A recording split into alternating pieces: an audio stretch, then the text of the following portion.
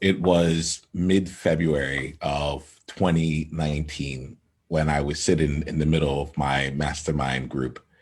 It was a group of high-level leaders, and we were spending the day just spending some time going even further on ourselves and being led powerfully in the group. And for this particular exercise, we were all going around and sharing something that was meaningful that we could all use some support with. And I asked for some support. I asked for some support, and shared a story in my life.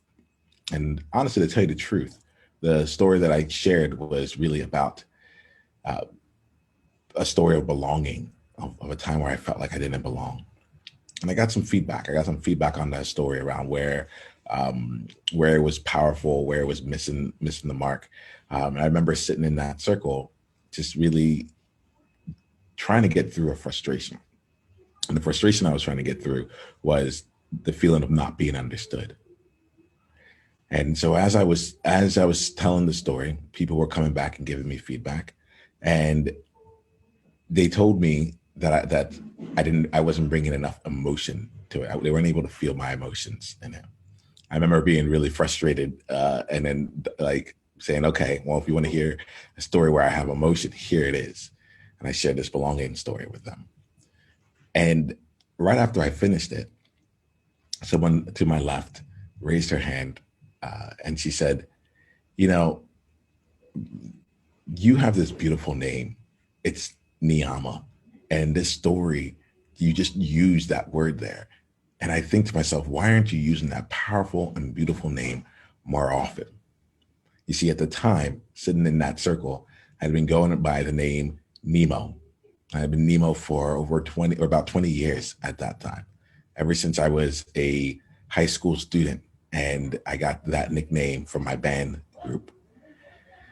And I was sitting in that circle, and she mentioned, why don't you use the name Niyama, which is the name that your parents gave you? It's imbued with power. It's a beautiful name. Why are you using this name Nemo? And I remember looking at her, turning to my left and looking at her, looking her right in the eyes and saying, "Thank you."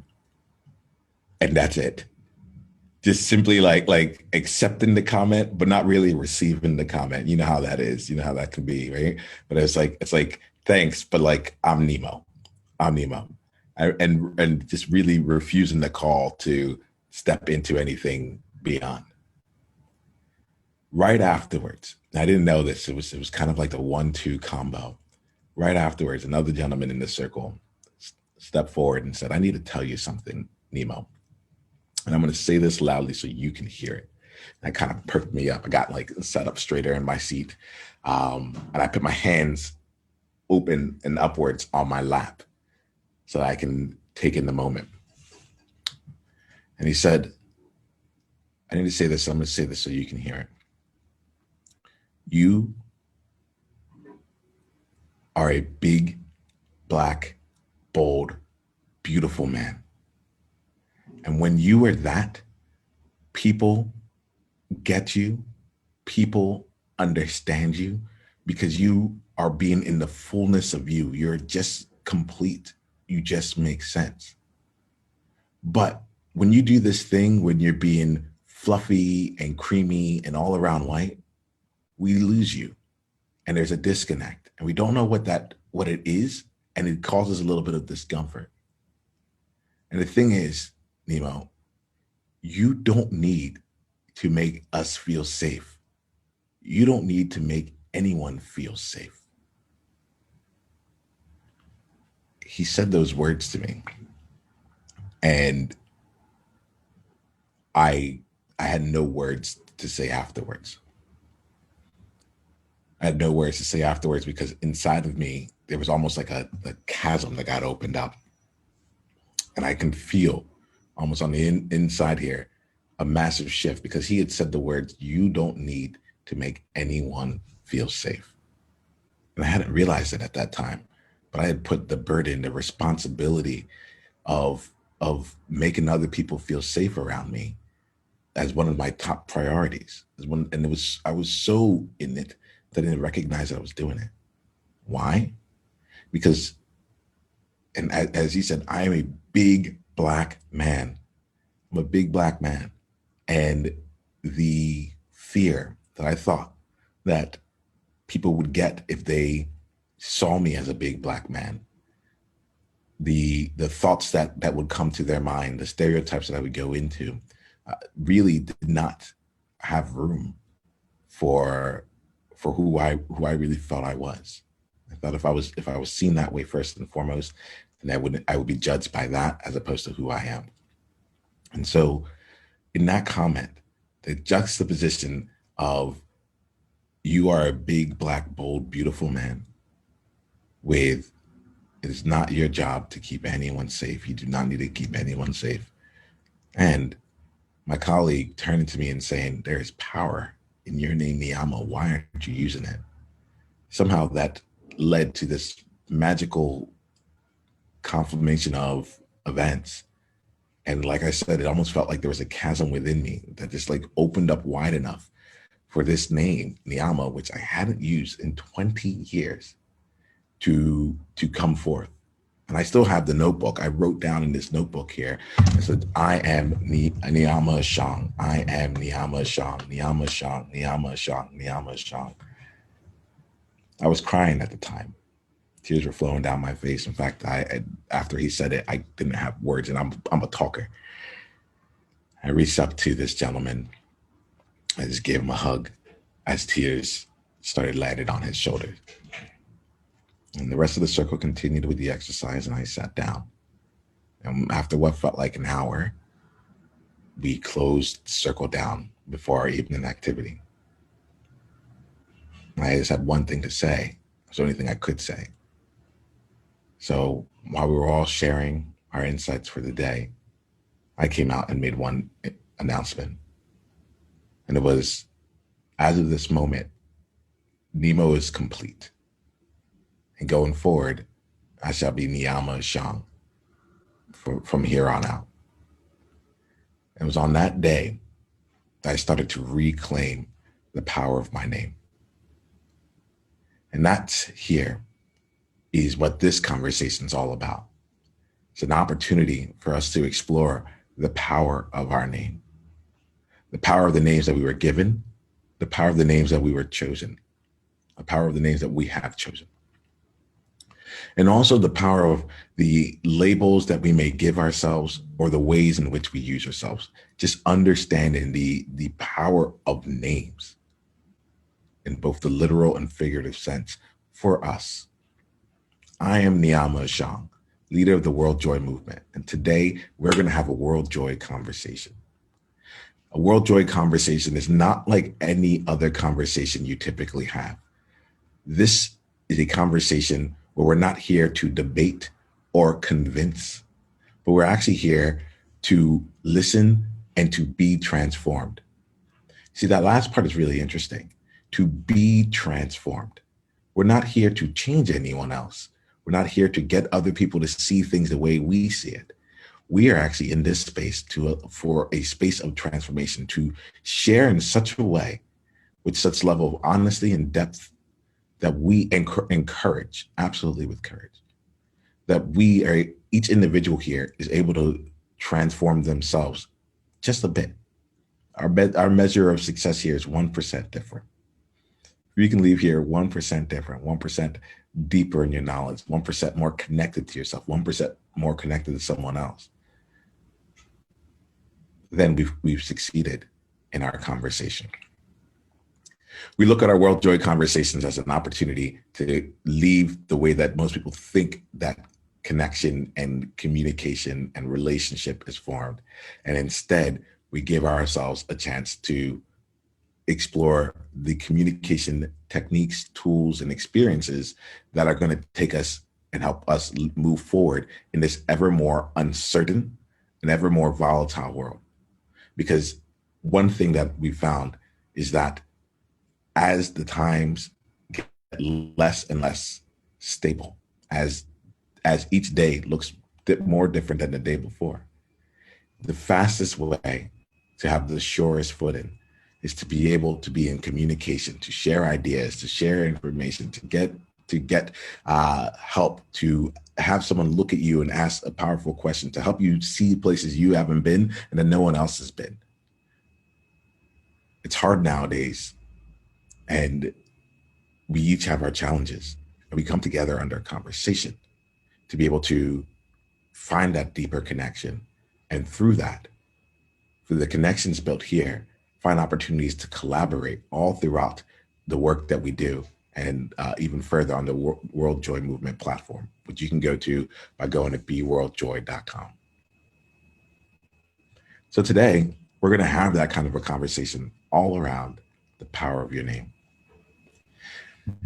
I'm joined today by someone who I'll allow to introduce herself, and we're just going to talk. We're not coming as two experts in I was going to say name calling. That feels like the wrong thing here. We're going to come in as two experts in our own lives, two masters of our own lives, and people on a path of mastery. And that path of mastery may not mean that we are at the level of knowing everything and having 100% agency of it all, but we're choosing to go down the path of apprenticing to ourselves to find out more about who we are and share that power out here. So I'd love to open up the mic here. Let's just start off here. You can unmute yourself here, and if you can, would you mind letting us know the name that that we can use with you during today's conversation? Mary.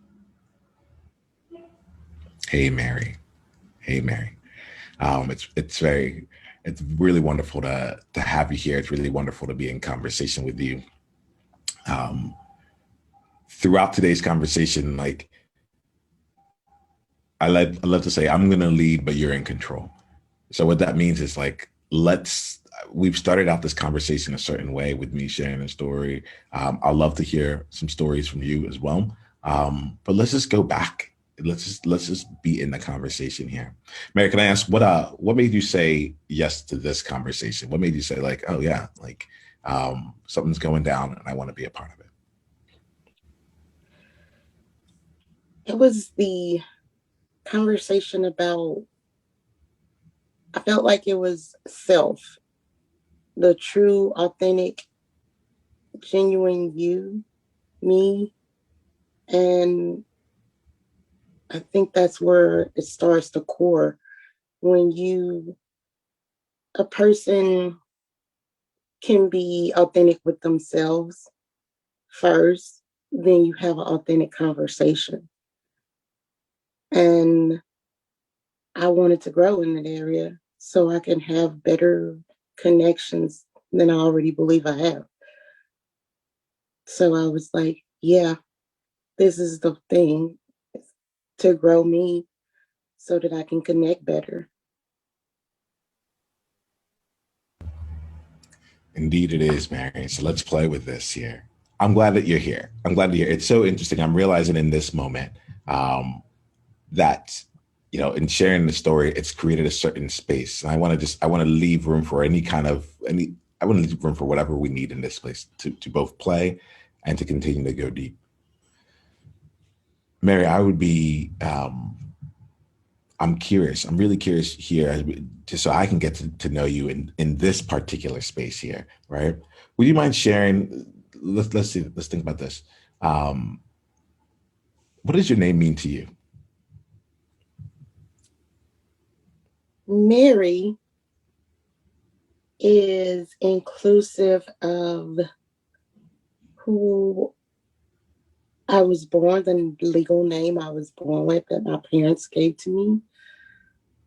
It's also what I've grown myself to be, and includes the wiser me.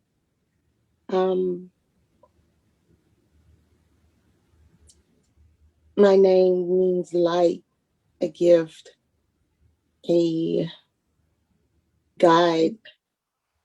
It's also one of my grandmother's names that I never met. So I'm very proud of it.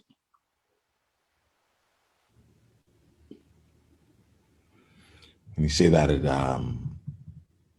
takes me to we just had a child, our first child, and in the Ghanaian tradition on my father's side, we names are bestowed or chosen based on other prominent or significant people in our family lineage. So when you talk about your name after your grandmother, it makes me think about how we went and named our child as well.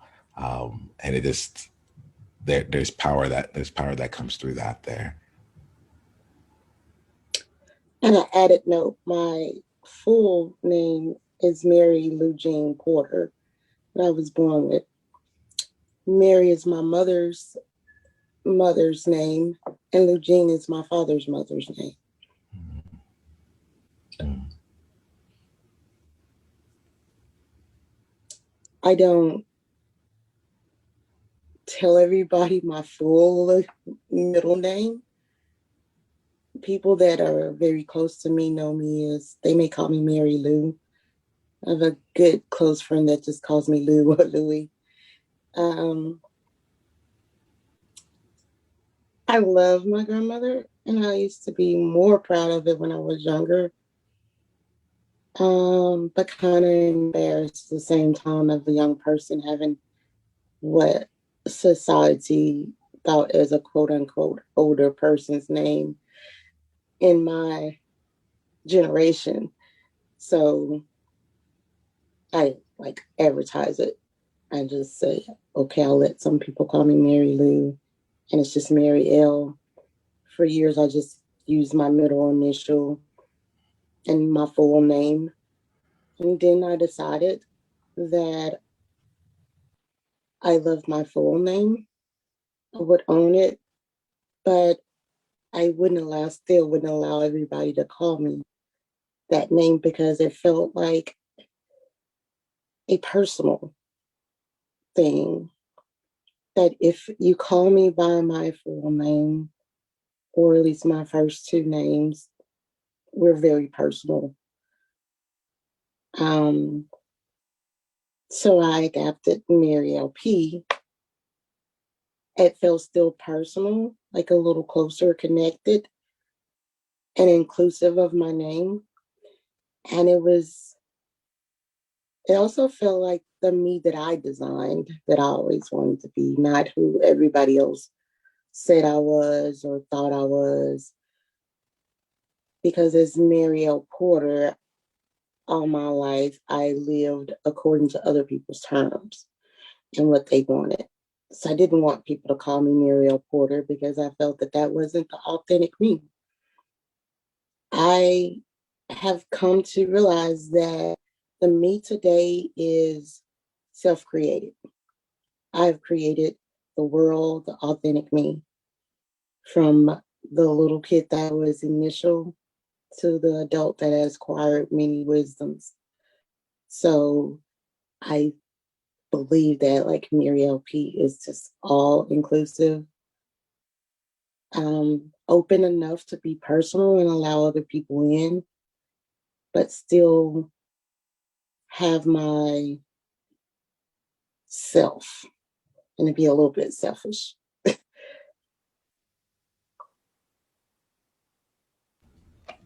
I am, a lot of curiosity comes up within me as you say this here. Firstly, just thank you for sharing. And I think, as we have this conversation, you'll see, Mary. It might break our flow just a bit, but I also want to do a little bit of teaching as we're going through this year, just to point out different things that's coming along, right? Right now, the tool that I feel really strongly attuned to is curiosity and gratitude. I'm grateful that you shared your full name here, and the story around it, like and how you feel around it. So thank you for that. Like it's if I'm being honest, like it just really hits me. There's areas where that resonates. It's not for me. It's not about my name being an older name, but it's being an African name. It's like clearly not American. So like I get the I get on one level, um, like how that can shape and how that might change things. I get really curious. That's the second tool here. So the first one is gratitude. This after I let's say it like my face is like beams. I'm just like I'm so happy. Yeah, because I've known you, but I haven't known this story. Um, and then the second thing here is curiosity. And for me, curiosity lives in the world of a story right now. You had said that one day you decided that you know you're gonna own your name. It didn't mean that everyone else gets to just use it, but for you, if I'm getting this right, for you, you're like this is who I am. Let me make sure I own that. Am I getting that right there? Am I firstly in the right place? I said that honestly, I've always been proud of my name. Yeah. I just didn't have the same pride that I'm gonna shout it to the world pride. I felt I felt the pride of, hey, I get a family name, both of my grandmothers, nobody else. My siblings didn't get any part of a heritage name. Like it meant a lot to me to have a name that was passed down. None of my siblings had. They might have had a variation, but I had the exact name. And I always felt like in my spirit that I was connected to both of my grandmothers, whether the one I knew was still alive, thank God, and the one I never met, that I just heard stories about it. And the stories I've heard, they're like night and day people. um, but I always wanted my own too. It was a privilege to have someone else's name, but at the same time, was my unique name. My siblings had their unique names that were pulled out or whatever name. Um, I was a part.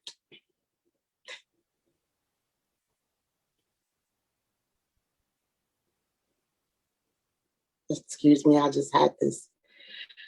Now that I say that, it makes me think back and the story that you told about belonging.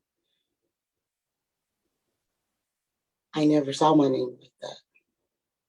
I saw my name as being a part, but not me as being a part. I always felt most of my life growing up that I was not a part of things, that I was an outsider and I didn't belong anywhere, not in my family, not with my friends or anywhere. And wow, just seeing how I realized that my name is a part, I more belong than my siblings. Seems as though like if anyone belongs, I belong. Definitely.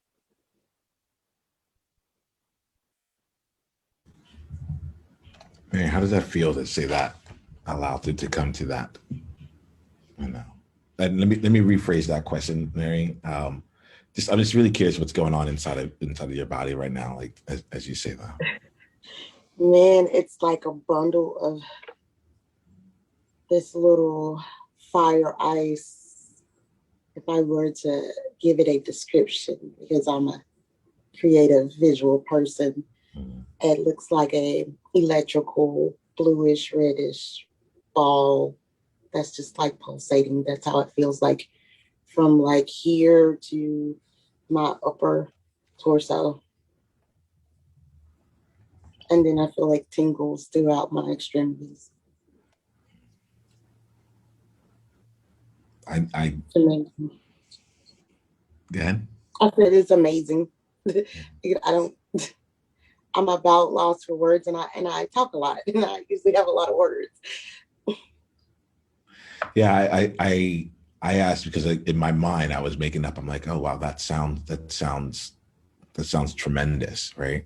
And I wanted to make sure that like that I actually checked in with you to see like what was actually taking place within you, right? And not even from like what we would mentally say this is what it needs to be, but instead just like checking with what was happening in your body, just to be just to even just be more present with you, just be even more present in here. You brought back in belonging for me, and it's interesting to me because as much as I think that I'm moving away from belonging or I'm having a conversation that's not about belonging, like in one way, shape, or form, it is always, it's like how can we simply belong to ourselves so we can be in the world and then collaborate and bring all of who we are to the table to collaborate and co-create with people, you know? Um, it's it's not lost on me right now that what you're saying. It actually takes me, well, yeah, it took me to actually a really interesting place while you were talking, you know. And so like I was with you, and then like this memory popped into my mind. This memory showed up here, and I'm like, well, I'll bring it in. I'll bring it into our pool of conversation, and we'll see where it goes. Um, the memory here is of three words: special dark chocolate. Special dark chocolate. Um, Going back to belonging, I think the first real like conscious tests of that for me were in high school, and in the same year that I got Nemo as a nickname, which was my freshman year, um, I also had a number of people who were they were trying out different nicknames for me. They're like Niyama, yeah. So like I went through a whole slew. I was uh Duracell, Noxema, Good Burger. Like there were some names that came around. But there are also two names in particular that like stuck with me as like names that couldn't that just weren't acceptable.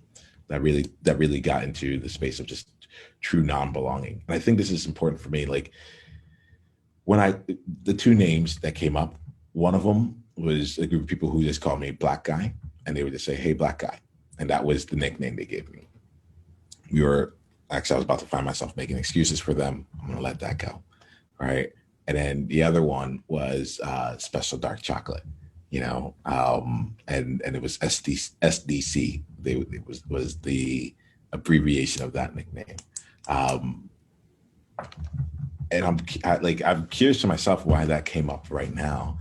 In particular, the the thing that I think makes this feel so real in this moment is that when I was bestowed the nickname of Nemo, um, to me it was an act of true belonging there. At least what I thought belonging was, right? But it was like this idea of, wow, people like me enough to like want to give me a nickname, you know, oh this, like they know me enough and they're not just giving me a nickname just because. It's like, no, it's what we do. It's like you're gonna get a nickname. I remember I walked in and they're like, Niyama's your name? Oh man, you're gonna get a killer nickname before the end of this year, you know. And I remember feeling with Nemo, one, it was safe and neutral. It was named after Adventures in Dreamland, you know, this French cartoon of a person flying around on a bed all the time. Um, and getting the name and getting the nickname Nemo, I actually felt a huge sense of belonging of like, oh, like I'm here. And at the same time, like not there were still these other nicknames that were being used around me that eventually I had to like stand up to and go through my own process to really confront the individuals that were saying that, and like that's not okay.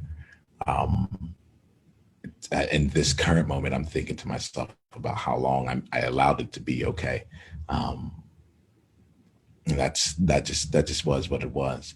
But it took me to that moment of like, you know, even with the names here, so I have my own name, but there was power in the nicknames as well, and the power of belonging, the power in the names that we had chosen for ourselves. power of belonging, and the power of very much feeling like you didn't fit in. Like and Black Guy and Special Dark Chocolate really hit those places for me. I'm curious for you.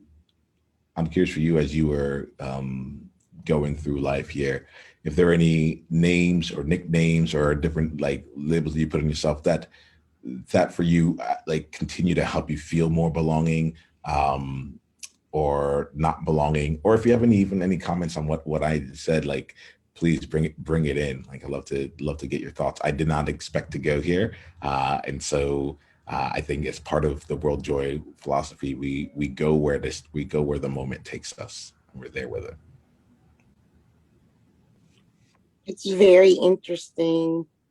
I was going to a place while I'm listening to my childhood and the nicknames, and also my father and my son. Um, in my childhood, I wasn't given nicknames, surprisingly, other than Mary Lou. That's just closest they're gonna do.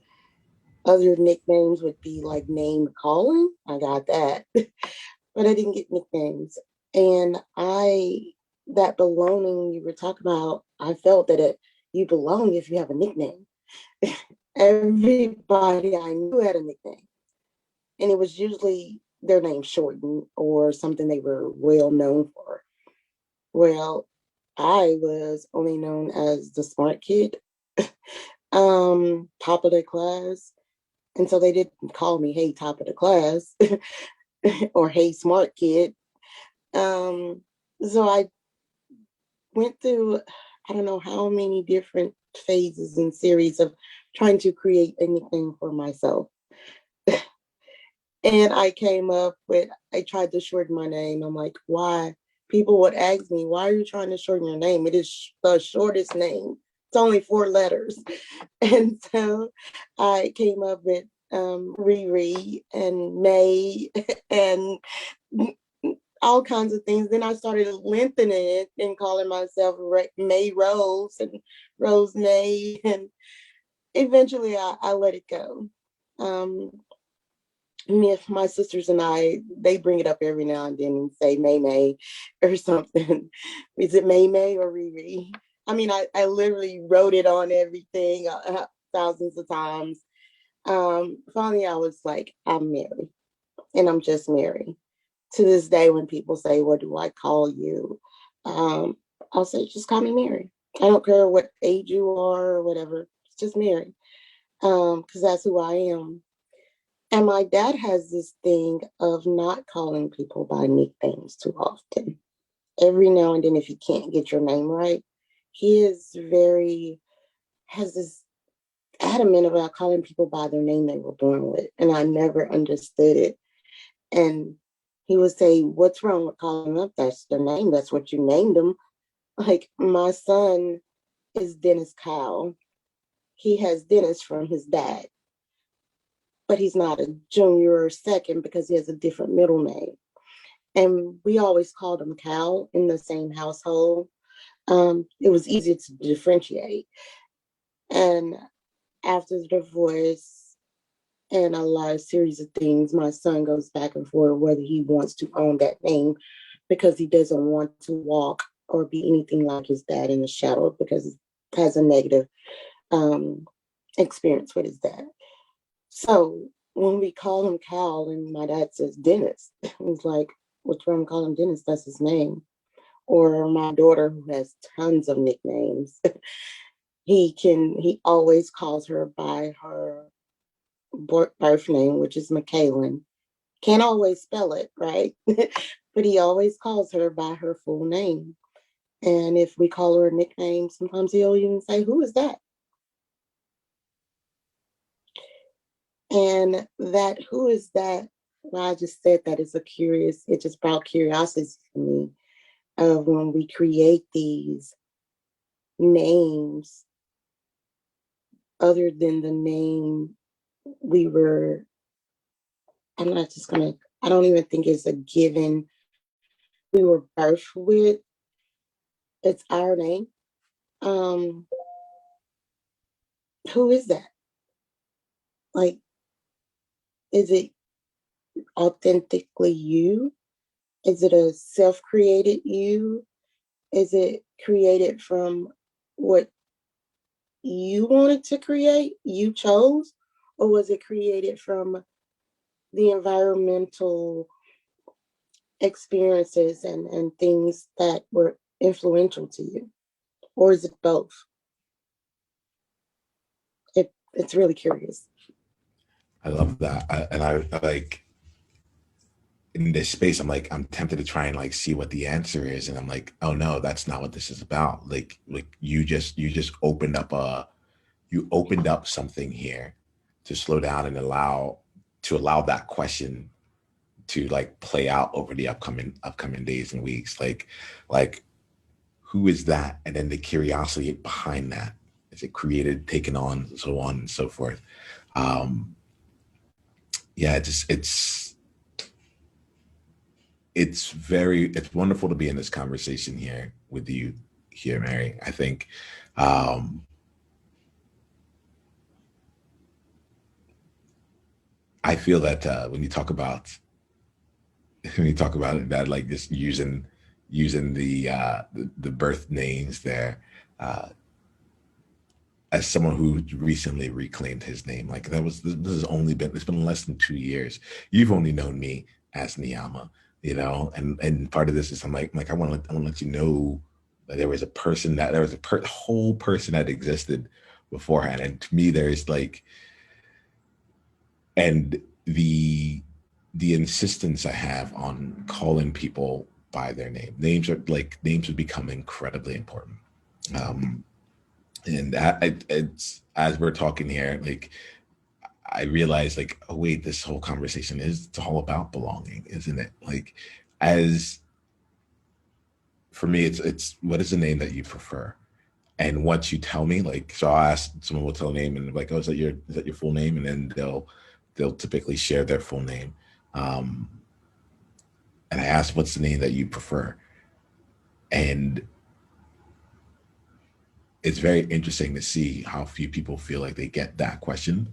And it's also interesting to see how confronting a question like that can be. What is the name that you prefer? Well, everyone just calls me this. That's usually what happens afterwards. And I'm like, that's fine. I'm totally cool with that. And what is your preference? What is your preference right now? And just being, it took me to that place of just being really dogged about like, I am happy to call you whatever you want, should it be what you actually want to be called. So it's a different flavor than your father, where it's like this was the name that was given to you. Actually, it makes me think of my dad, who was like, his name is not Nemo, it is Niyama. What are you doing? Like out in the middle of a parking lot, outside of a a Chinese buffet. But there's I believe that there is importance, and I believe there is power in the names that we use, both in the names as they were bestowed upon us. Niyama's I'm named after my grandfather as well, right? So we have like power coming through generationally, and then there's also power in, how do I say it, in our own relationship with how we allow others to be in relationship with our name. I'll put it that way, right?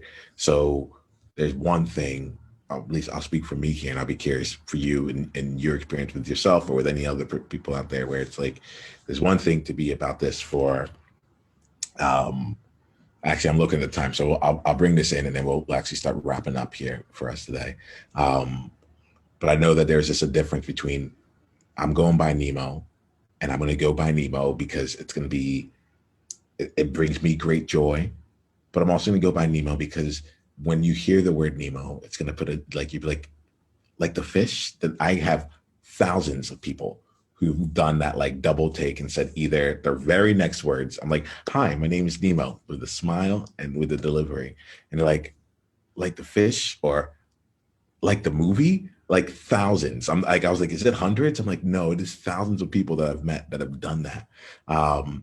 And and the impact of being able to use that name to like hide what I didn't want you to see. This is what I want you to see about me. And so there's way more that can come out of this conversation around the power of our name. Mary, I am really grateful that I got to be in this conversation with you. And I'm it has opened up a lot of curiosities, not just about you, which I look forward to finding out more about as we go onto the World Joy platform and other conversations together, but also it's opened up some things for me to consider about myself and to see where does the power lie within it, and how can I make sure that I'm showing up in the world in the ownership of everything that comes along with the name. So what I feel is that in a couple of weeks we may have another power of your name conversation, and we'll take it with whoever is there and explore some other things as well, and really get into the place of how do you capture the power of your name. And you know, it's interesting. I realize here, Mary, like there's a tendency, that the like trying to converge this into, here goes the lesson. Now that you know about the power of your name, go out in the world and you can own it, and so on and so forth.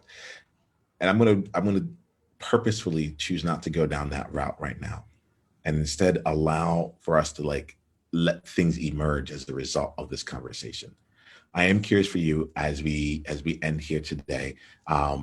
What has been your greatest insight, curiosity, or question? Something that's come up as a result of this conversation in any way, shape, or form? Because we are looking here, we are allowing ourselves to be in a space of transformation, and what we're looking here is to see what is the seeds that might grow into something else. Should you want them to? I take away from this the questions, the curiosities that have come up, and the most connected and powerful thing is to question myself and invite others to ask the question and answer it themselves of the name you prefer. It really what you prefer, or what everybody calls you. And if it is what you prefer, own it. It's you. How do you feel about it?